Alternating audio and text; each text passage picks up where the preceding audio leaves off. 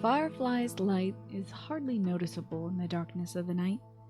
It can't compare to the wondrous sun, the glowing moon, or even the constant light of a distant star. It's weak and fading, faltering in the night here and there, and yet, when I look out into that bleak night, when the sky is blackened with clouds, and I see a few gentle lights wavering in the dark, I think that I too can shine my light when I can, especially when I'm feeling weak and overwhelmed, and bring a smile to a faraway place at a time like this. Welcome to Games in the Glade, a stress-free gaming news and reviews podcast. I'm your host, Tina Kelly, and I'll be guiding you through some recent news in the gaming world, as well as telling you about a game I think you'll enjoy. Today I'll be discussing the recent Wholesome Showcase, the Summer Game Fest, a new Kingdom Hearts mod, the God of War Ragnarok launch date, 2 Point Campus's Pride Pack, and an indie productivity game called PomoFarm. I'll also cover some indie bundles for good causes, summer games done quick, and I'll get to your incredible responses from last week's question about your favorite gaming merch. Finally, I'll give my review of Kirby and the Forgotten Land, and finish up by asking you about the games that bring you comfort in hard times. I'm extremely late to this, but I want to go over the Wholesome Showcase that happened earlier this year in June. Wholesome Games always pulls together some incredible game makers, and this year's showcase was no exception. I watched through this after getting home from taking care of my aunt at the hospital. Otherwise, I was going to live stream it on Twitch, but talking to you all about all the games that I saw and tried out is just as good, if not better, I think. So without further ado, here are the games that stood out to me for the June Wholesome Direct. Some games that I'll have my eyes on for the next year or so include some farming and life sims, like The Garden Path, which is a living garden game that grows as the game progresses, made by Louis Durand. There's also Puff Pals Island Skies, which is made by plushie makers Puff Pals, kind of an Animal Crossing-like game. I'm also watching the development of Chicken Journey, which is a side-scroller starring a chicken who's determined to find out what came first, the chicken or the egg. And then there's A Frog's Tale, which is an indie RPG that was also covered in the Direct, and its Kickstarter went live soon after the game's announcement. What really hooked me was that it had rhythm combat, kind of like Mother 3. It looks spectacular, it's very visually impressive, and very cute, as this little RPG covers a froggy adventure. I'd love to play this game myself, so I hope its development continues. Games that kind of elude a category to me are Usagi-shima, which is a game about collecting bunnies and feeding bunnies and brushing bunnies and loving on bunnies. It's just really cute.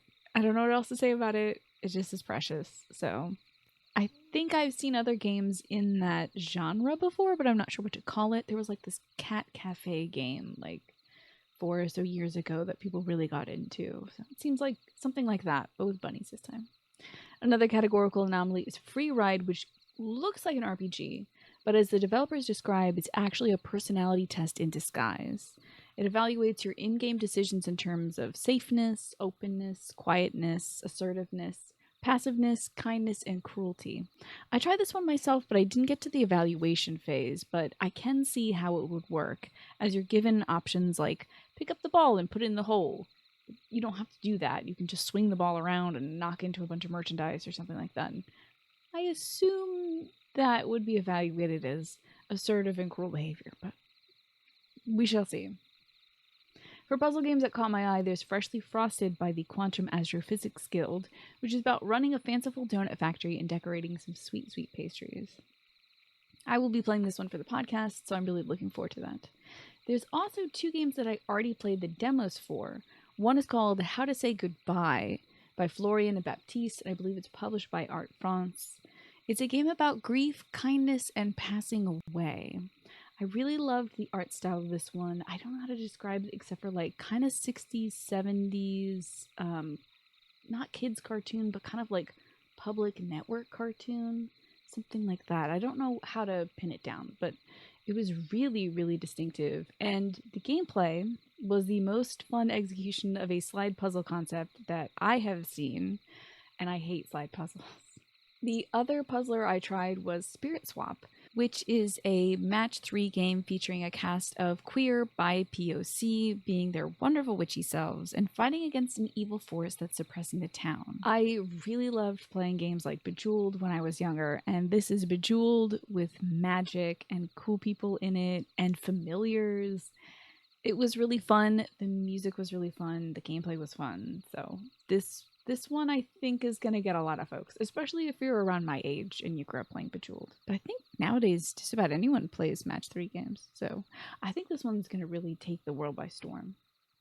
2 dating games that caught my eye from the Wholesome Showcase were Love Burb, which is a rhythm game about birds dating other birds, and Kaichu, which is a dating game about huge monsters making love connections as they bash apart world wonders. I played the demo for Kaichu, which is a play, of course, on the word kaiju, which is the Japanese big monsters like Godzilla, and also chu, which is the onomatopoetic word for kiss. And I thought it was super fun. I appreciated most of all the expansive pronouns that you can use to refer to your kaiju, from things like fey and fair to z and zir and they, them, and of course she, her, and the standard fare. So I thought that was really wonderful to see in a game. Lastly, I played 3 more demos for the Wholesome Direct games that I want to touch on. I even recorded some footage, and hopefully editing Tina will splice that footage in here. I covered The Spirit and the Mouse last year during the last Wholesome Showcase, and I was really happy to get my hands on the demo for it this time. It is such a cute premise. A mouse and electrical spirit meet, and the spirit guides the mouse through a sleepy French town to help the residents with their electrical issues. In the demo, a bar patron laments that his favorite soap opera is about to begin, but the cable at the bar is out, so he can't watch his show. So the little mouse must reposition all the satellites throughout the town in order to get the signal back to all the town residents so they can enjoy their evening programming. My only issue with this game, aside from it being so cute it hurts my heart, was that the camera's a little close to the mouse for me. So I got a little bit motion sick, but hopefully that's something the developers are working on. I'm really looking forward to seeing this one coming out. Next up is The Wandering Village, which listener Molly Olive recommended to me a little while back. And after giving it a try, I'm very intrigued by this one. I'm normally not into survival resource management style games, but somehow I sunk 3 or 4 hours into the demo, and I even reached the end of it without killing off all my villagers or killing the big beautiful beast on whose back those villagers scrape out a meager existence. It was really fantastic and very absorbing. And I think if you're not normally into games like this, like I am, I would recommend checking this out. I hope the demo's still around, but if it's not, give a look at the gameplay, see if it might be something you'd like to play. And finally, I played the demo for Melatonin, which is a pastel, dreamlike rhythm game about navigating the unconscious mind. It was cute and responsive, although I had an easier time finding the rhythm of the songs on the harder difficulty levels than on the easy introductory levels.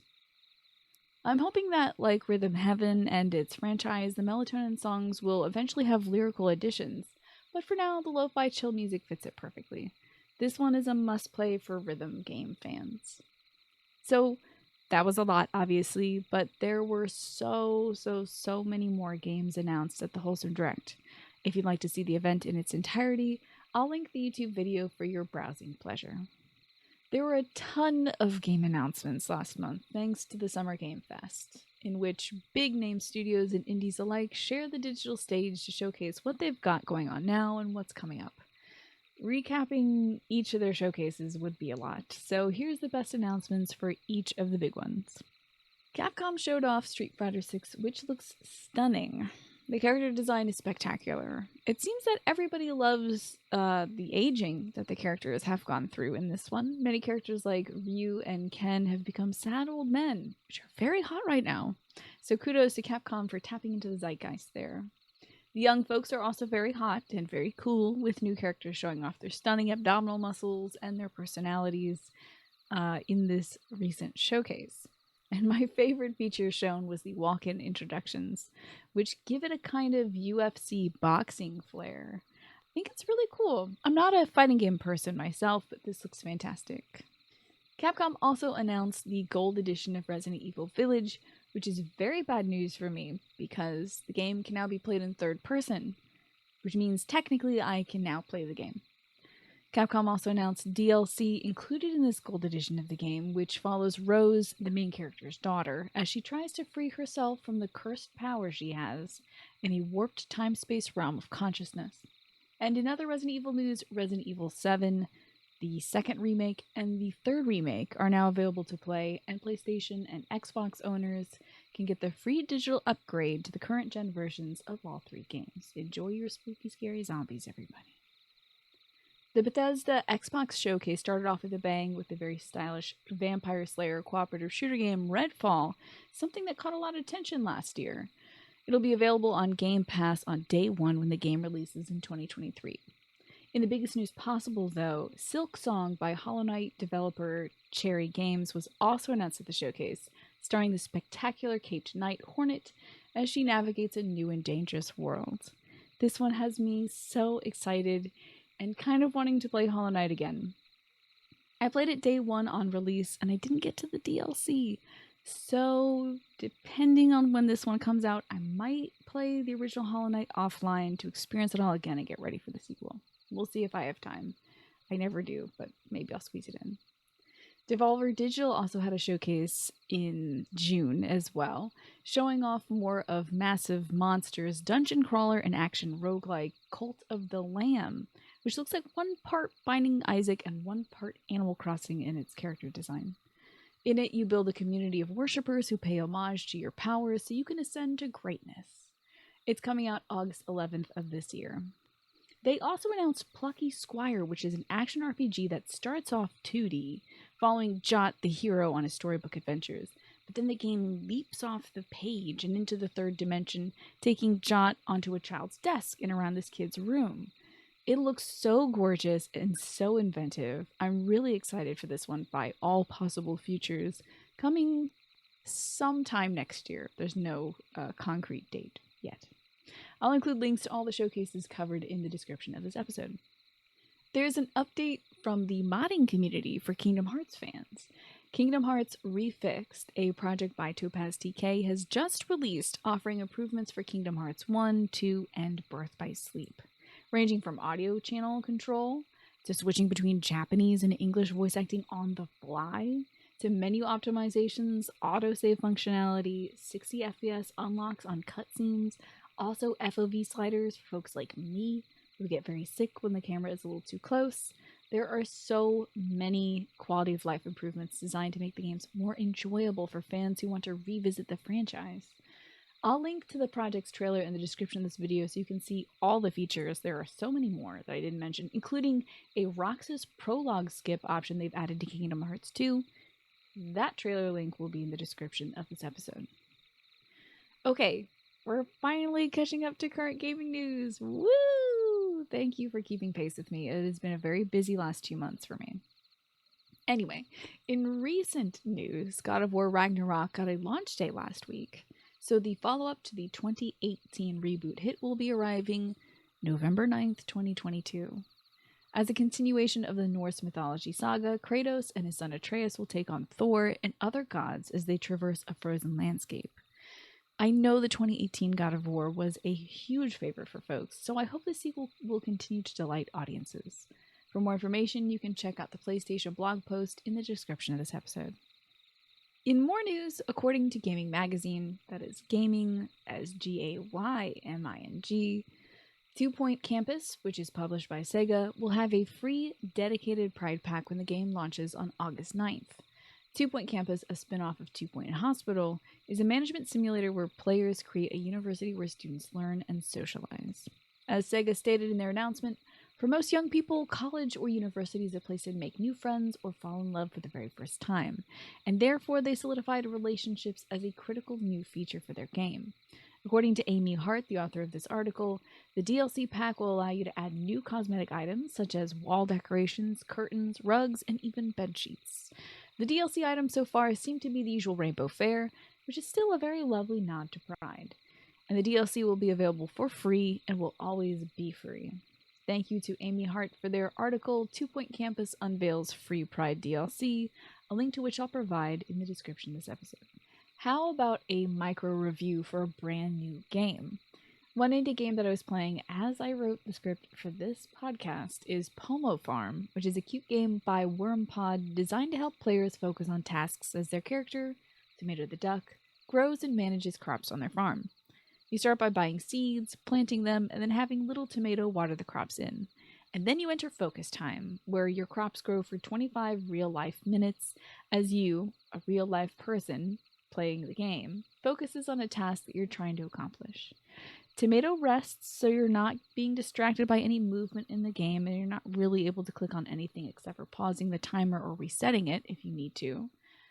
But then you're able to go about your task, whether that's writing your script or finishing your taxes, hopefully those got done way earlier this year, or doing some dishes or maybe getting in a little exercise.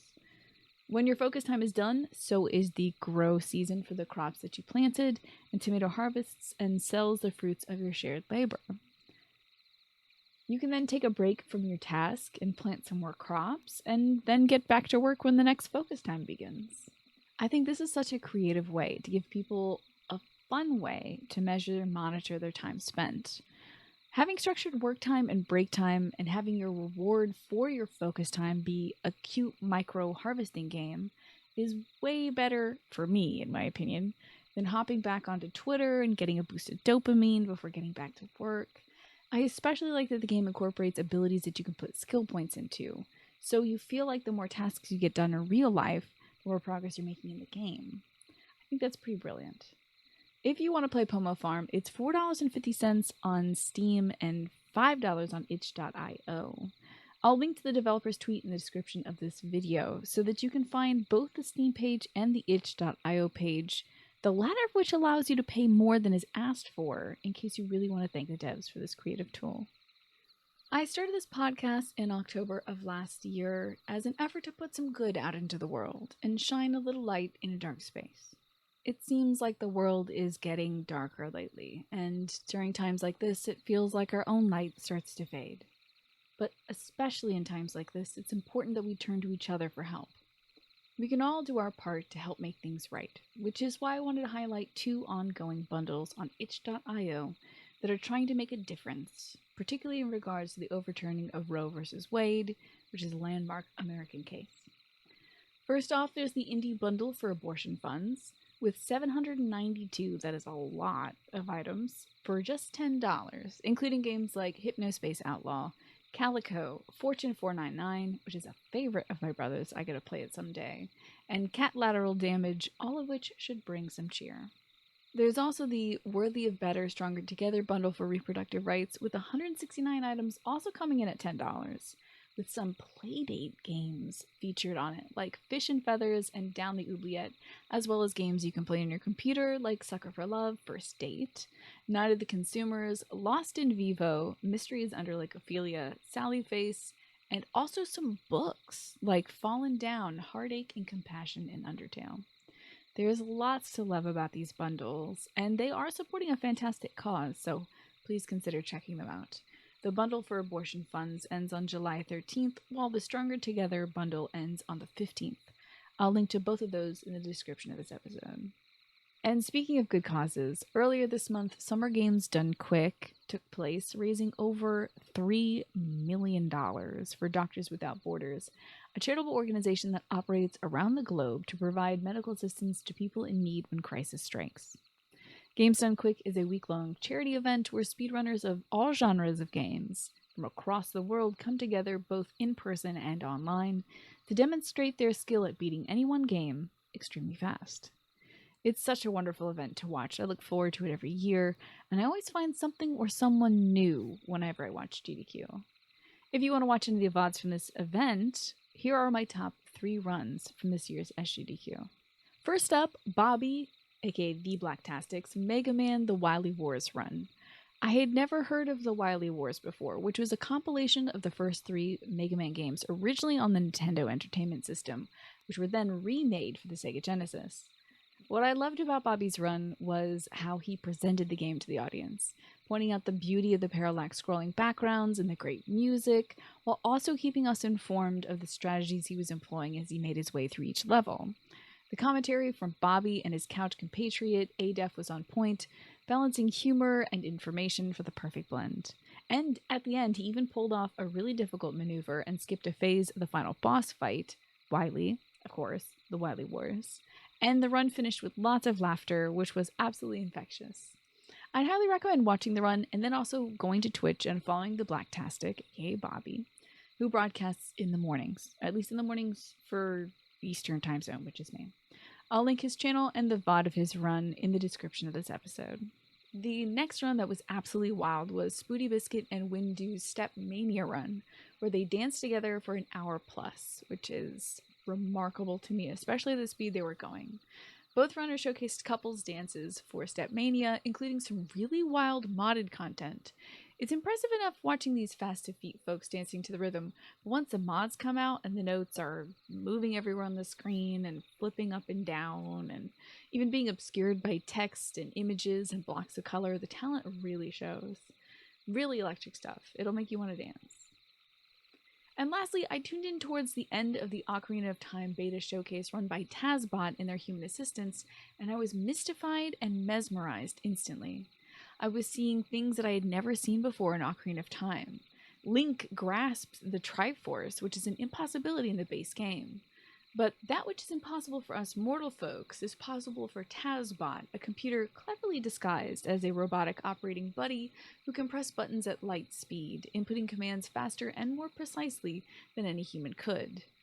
The folks behind TazBot have shown some incredible feats at GDQ already in years past, but this Ocarina of Time run was different. In it, TazBot initiated arbitrary code execution, which the folks operating TazBot described as like when a hacker or somebody who doesn't own a computer system gets data or code onto that system to execute. These often manifest as glitches in games, like suddenly sending the game to the end credits or something by hitting a sequence of buttons. In order to get there, though, they needed first some stale reference manipulation, which is a main glitch and a few supporting glitches that allow them to enter the arbitrary code execution time frame. So they basically just need a human runner to work in cooperation with TazBot in order to get things started. The run itself was phenomenal. They manipulate time, which Link of course does himself using the ocarina, in order to win the race against the postman, and they're rewarded with a huge rupee, bigger than Link himself, which then blows up and initiates a boss fight with the postman, who is upset that you cheated him, of course, to win the race. Your reward for beating him is a sage's medallion which he had found, dropped by Impa. Not that he knows that.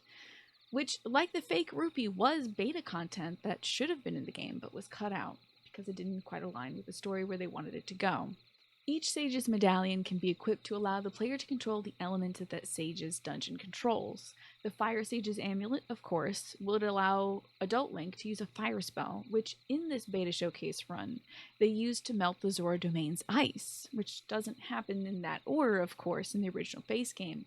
But in this beta showcase, it's the only way to get Link to then sink to the bottom of the water, where he finds a hidden fountain with a great fairy inside it. She teaches him the Overture of the Sages, which Link can use in the Temple of Time in front of the Master Sword to warp to the Sacred Realm, which again was in the base game initially, but through the Sage's power can actually be traversed. It's no longer a cutscene showing you all your sage friends gathered around you, teaching you the ways of the world.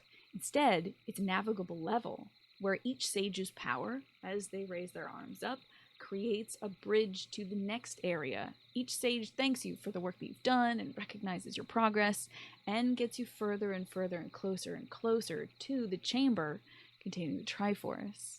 It was a really miraculous run, topped off with an incredible display of technology, and a heartwarming ending, which I will not spoil for you. It absolutely made me cry. I was watching it in the kitchen live, and yeah, you really just gotta see it, I think.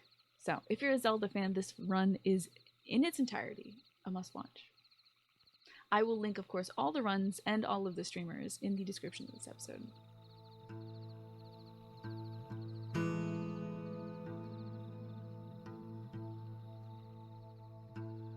Last episode, I asked you all, what is your favorite piece of video game merch or art? And I got a lot of fantastic responses, so I wanted to include them all, of course. Jay Dizzle, aka Murph TTV on Twitter, responded 3 out of the 4 pieces that they show on this video. If you're listening to this on audio, I would recommend popping over to the YouTube page and checking this out. Jay shows off some pre-order bonuses from GameStop, including some Catherine items, a Witcher soundtrack, some Cyberpunk pre-orders, like a big button or maybe coasters, and a pendant, which looks very cool. Also, one of the favorite things Jay said was this Sam Bridges pop figure, which he bought when he saw that it was on sale at the time. Very cool stuff. I know a lot of folks are into pop figures. Let me know if that's still a thing. I know they're very hot in the last 5 years, but I don't... Oh, I think I used to have 1 or 2 myself, and then they got knocked over. Don't know if I've ever found them, but they're lovely stuff, especially this Mafia poster that Jay is showing off here. And we also have some other reader responses, well, listener responses. I have to do a full screen, basically, of this piece here. Molly, aka Molly Olive, on Twitter showed off her collection of Pip-Boys. She made the one on the far left side where I'm doing jazz hands. That's incredible. These are really cool Pip-Boys from the Fallout franchise. These are really cool Pip-Boys from the Fallout franchise. I assume they're very heavy, and congratulations on making that one on the far left. Very cool. Molly also wanted to show off these pieces as well. Molly said that she likes collecting masks. It's part of her large collection of headwear and helmets and masks from games. So this is Corvo's mask. And there is also some art books here from The Drifter, Horizon Zero Dawn, Elden Ring, Bloodborne. I also have this same Bloodborne art book. It's so fantastic. Really cool collection here. And to top it off, Molly also showed off this painting that she did of God of War. How incredible. Love the detail here. Love how frosty and icy it feels. I like the texture on the snow here that Molly did. Very much reminds me of how Bob Ross captured frigid landscapes himself. That kind of like dragging of the white paint. Very, very cool. Excellent stuff, Molly. Trainer Blue, aka Trainer Twitch, said, I recently started collecting First 4 resin statues, and both of the ones pictured came over the past few weeks, along with a Zelda and Link set from Breath of the Wild. As pictured, we have on this side True Midna from Twilight Princess, and Amaterasu on this side from Okami. Very cool. Some people say that Okami is their favorite Zelda game. I hear that a lot. I don't know if that's a meme, but 2 very cool statues. Love the lighting on these. Fantastic, Trainer. And finally, from the reader responses, I have some from Lashoya Dutt, who sent some pictures of Maria from Bloodborne. Oh, and also let me know, they also let me know who the artist was who did these. So this is Alexis Moore on this side, who did the Maria art, and also some BioShock art up here by Jillian Newland, and also some Mass Effect art down here. I have not played Mass Effect, so I had to ask about what this was from. It looks very cool. That's a Big Daddy from BioShock. Maybe someday I'll play Mass Effect. Lesh, from what I know, is a patron of the arts and often attends conventions and brings back a haul of cool art, so thank you for doing what you do, Lesh, and supporting artists out there. As for my own favorite merch, I have a lot of gifts from fans of the stream, and more recently I have merch that I bought myself from fanzine projects. And I also have some gifts from game devs. One of the most special things given to me is from a game company, of course, was this journal and this pen right here from Finji, the publishers of Tunic. It has some Tunic Runic on it. I won't translate it for you, but it is quite fantastic and very helpful. Plus, I covered it in stickers that they also had sent me. Stickers of the little Tunic fox, some of the weapons and items you get, some of the baddies you fight against. It was so cool. It was so cool. One of my favorite pieces from a fan is the statue of Raiden from Metal Gear Solid 2. When I played through Metal Gear Solid 2, I had immediately claimed Raiden as my son. This gift came from Lumpy, a viewer of my stream. Thank you very much, Lumpy. It sits upon my shelf. You might even be able to see his little leggies. He usually sits up on this shelf. hanging out, watching everything, making sure nobody gets into any funny business. And then finally, some of the greatest things I got myself was a copy of the Fodlan Cuisine fanzine and cookbook, which came with a ton of goodies, including this reusable tote bag. Very big, very useful, very cool. It's got the 3 Lords of Fire Emblem, 3 houses on it, plus Byleth, of course. Enjoying a nice little shortcake, and it's great for taking stuff to the grocery store and taking stuff from the grocery store. They're fabulous. Fanzine projects are so wonderful. I actually have an unboxing of this package that I am going to upload to Patreon soon as I figure out my new video editing software, along with some other fanzine projects that I bought myself. And as I said, fanzines are fantastic. It's a great way of getting merch, and often they support charitable causes like Action Against Hunger, which the Fodlan Cuisine fanzine contributed to. It's a great way to get lots of gorgeous art, fun tchotchkes, celebrate artists who love the same things that you love, and also contribute to a good cause. Thank you so much to everyone for your amazing pictures and responses. I adore seeing cool fan art and fan projects, so I might actually ask this question again in the future in case you want to showcase more of your cool stuff.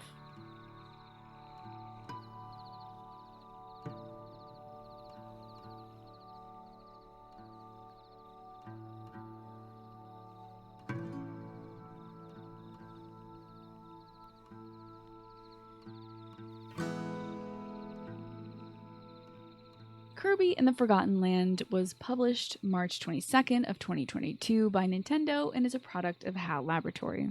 This latest edition of the franchise stars its titular hero, Kirby the Pink Puff Ball and Devourer of Worlds, as he navigates a new and strange landscape.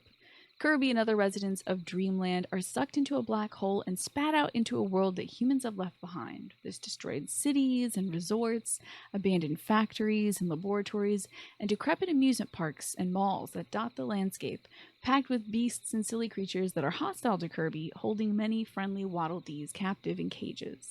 It's up to Kirby and his new blue flying mouse friend, Elfilin, to save this strange new world. Let's start off with the gameplay. Like most Kirby games, the Forgotten World is simple, of course, but it has layers of challenge for players looking for more difficulty. Off the bat, you can choose between Spring Breeze mode and Wild mode, depending on the challenge level you'd like.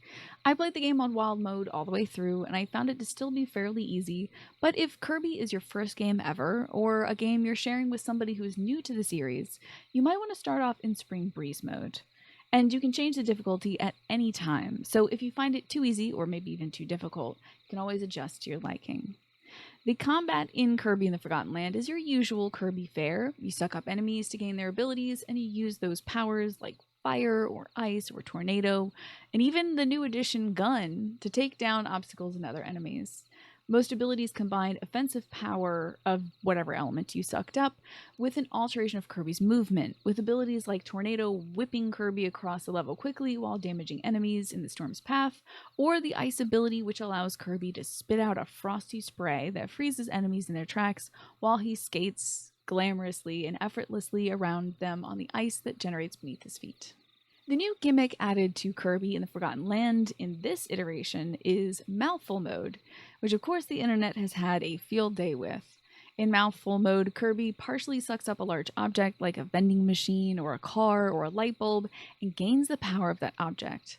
As a vending machine, Kirby waddles ahead while spitting out soda cans, blasting away obstacles in his path.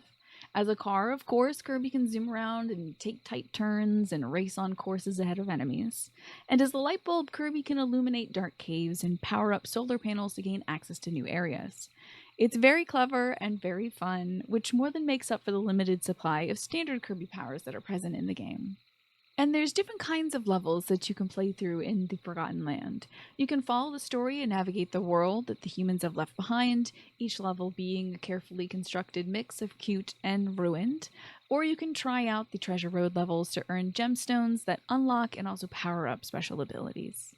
Treasure Roads challenge you to make the most of a certain ability, utilizing side effects of the power, like the drill ability's side functionality that turns Kirby's drill path into a lasso of damage, or the Dragonfire's ability to fly long distances while scorching the ground beneath it to remove any obstacles that might be in the way, and also light fuses that might shoot Kirby, when he gets to the end of the level, in a cannon towards his goal. The treasure road levels were brief, but very clever and very fun. I do wish there were more, but the ones that were offered were great and clever ways to make use of each ability. If you're looking for more difficulty, you've got a few options beyond just selecting wild mode. You can tackle the Colosseum, which is a boss rush mode with recovery options between each boss. You fight bosses from each world, like mid-bosses, like Florina, who is a swan, I think? Yeah, probably a swan, who has the tornado ability, and by defeating Florina, Kirby can gain that tornado power.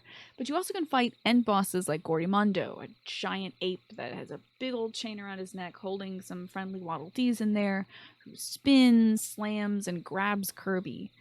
Mastering the Colosseum doesn't just give you the satisfaction of accomplishing something, you also get gemstones, which, like I said, you can use for your new abilities and power-ups. For me, the first level of the Colosseum was pretty easy. Level 2 was slightly more difficult, but it's just more bosses, a little bit less HP. And level 3 of the Colosseum has been uniquely challenging. You have far fewer healing options, you face more difficult opponents, and you cap off the run by facing a brand new enemy, which is, insert spoilers here, the truest form of the final boss. It took me about 20 minutes to complete one run to reach this last boss as I pushed through the gauntlet of battles, and after perishing in about 10 to 15 seconds, I could not afford to revive Kirby to get right back in there. So I died on my first attempt. I have yet to take down this final form myself, so I'm saving this for a lazy day or a sick day when I just want to lounge in bed and grind out boss rush attempts. Another challenge you can participate in is finding all the Waddle Dees, Kirby's little red friend that help him take down the barriers to each end-level boss. You only need a certain amount of them to clear the way, and as I casually played through the game, I never came up short. But if you're an achievement hunter, you'll probably want to get all the Waddle Dees. Also, if you think they're very cute, you'll probably also want to get all the Waddle Dees. And even though I usually don't care about 100% a game, I was really drawn to the challenge of finding every single one of these little guys, mostly because they're so cute and they're so sad when they're trapped, and they're so grateful when you free them. Some Waddle Dees are hidden in each level and you can only free them by solving a room puzzle or by defeating some enemies, but others can be freed if you find certain secrets by exploring curious spots in the level or finding a series of objects that are scattered all throughout. Exploring a level to the fullest will also help you free friends, so make sure you're exploring set pieces you find and poke around every corner. And perhaps the most challenging Waddle Dees to get are the ones that you need to complete a boss level within a certain amount of time or without getting hit. Those are the most difficult to obtain Waddle Dees for me. Speaking of boss battles, I feel like they're very well made in Kirby and the Forgotten Land. They provide lots of opportunity to hone techniques like dodging. I always learn something new about a power by using it against a boss, like how guarding as Ice Kirby would prevent me from dodging, unfortunately, but it would nullify damage and even inflict damage on the boss that attacked Kirby, because Kirby becomes this giant spiked ice dome. Fighting Chlorantine, the high-flying leopard acrobat, helped me perfect my dodges, and it feels great to get a dodge off at the last second and enter a few seconds of Bayonetta-esque witch time to blast in a few hits in retaliation before returning to the normal speed of combat. Now, as for the story in Kirby and the Forgotten Land is just enough to propel the action forward. You need to find the Waddle Dees that got sucked into this strange new world with you and figure out who is behind all this Beast Kingdom drama. When your blue creature friend gets captured, you then need to save them to save the world. The first ending of Kirby was fun and climactic, truly silly and good fun, with Kirby showcasing a variation of mouthful mode ability and plowing into the final boss. I don't know why, but it was just so cute and so wild I actually started tearing up playing a Kirby game. It was great. The second leg of the story, which occurs after your first credits roll, was a little less compelling to me, with Kirby striving to save the King of Beasts from succumbing to the possession of a higher power. In order to save this King of Beasts, your new friend, you need to collect pieces of his soul, much like freeing the Waddle Dees early in the game. Collecting the King of Beasts' soul in the post-game is similar to collecting Waddle Dees, although they're more scattered throughout the level in the same way one would scatter coins in a Mario level. It's like a mix between directing the player's movement across certain areas that you wouldn't have traversed initially in your first run through the game, and also offering new challenges. Performing tasks like killing a difficult enemy can earn you multiple pieces of soul. The levels in this section were remixed versions of worlds Kirby had already visited, which makes sense narratively as it's existing in a kind of dreamland outside of time, outside of space area. And according to my brother, who is a big Kirby fan, the final fight in this second leg of the story is a throwback for Kirby fans, as the boss takes the form of, spoilers, Morpho Knight. I found the final fights of this narrative line difficult, a good amount of challenge, but not impossible, and very rewarding to take down. The co-op gameplay of Kirby in the Forgotten Land was pretty fun. I played this with my brother when the power went out, and we hunted down missing Waddle Dees together. When you are playing cooperatively, the game camera will follow Kirby, so keep that in mind if you're playing with somebody who is new to games or doesn't really know what they're doing, needs a lot of help. You might want to be Kirby in those instances and let your player 2 be Waddle Dee, so you can still have fun without getting jerked around the level together. Player 2 contributes significantly, however, to the combat, and I think might be a more technical character than Kirby because they can't use abilities per se. They can't suck up enemies and use their powers, so it's all about executing your attacks. But don't worry, you don't have to be an expert to help out. Just mashing buttons will do if that's all you know how to do. It's fun to play through the levels together and not have to care much about what's going on in the story or have to worry about explaining a lot of the mechanics to your player too. It's a great game for folks who just want to drop in, have fun together without squabbling or fighting with each other or having to read a Wikipedia article about what's going on. The music in Kirby in the Forgotten Land is fun and catchy, as is the music in most Kirby games. It fits the theme of the levels, though in my opinion, I feel like the music really lifts up the environments and gives it a peppy through line to follow. It would be easy for a game set in a post-apocalyptic setting to dwell in the ruination of the land, but instead, Kirby seems to bring the cheerful music himself into the world, granting it some color amongst the rubble. I love the theme that plays, for instance, in the Sand Caves. There's a lot of remixing the main motif, which gives it a constant through line and identity. Songs like Running Through the New World are filled with powerful strings, bombastic brass, lighthearted pipes, and shimmery twinkly chimes that bring in an airiness to the level, as well as a heroic feel.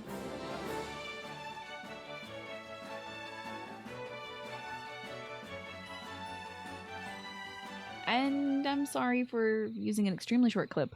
I don't want Nintendo to get mad at me and mute this, so it's got to be under 10 seconds.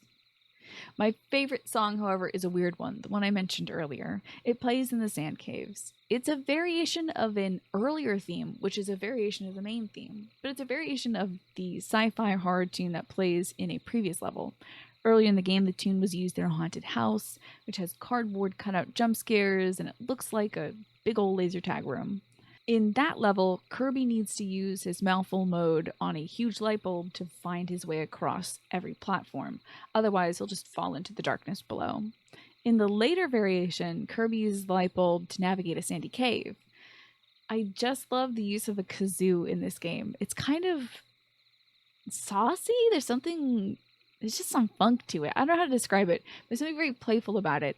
And the percussive rhythm that follows it gives it a kind of galloping sense of danger, as if there's something hiding in the dark corners of the cave.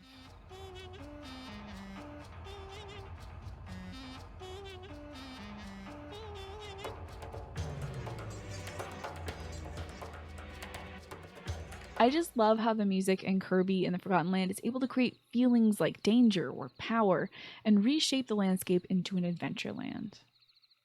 Kirby in the Forgotten Land is a perfect game for a pick-me-up. I played it at a very challenging time when I needed an escape from the world. Between the colorful and well-crafted world and the evolving and engaging combat, it was the perfect distraction for me. Overall, I would highly recommend playing the game. Play it if you want to have a fun time by yourself or with a friend, and if you need to burrow away for a while you heal your heart, this is a great game to play in bed or on the couch to even you out for the evening.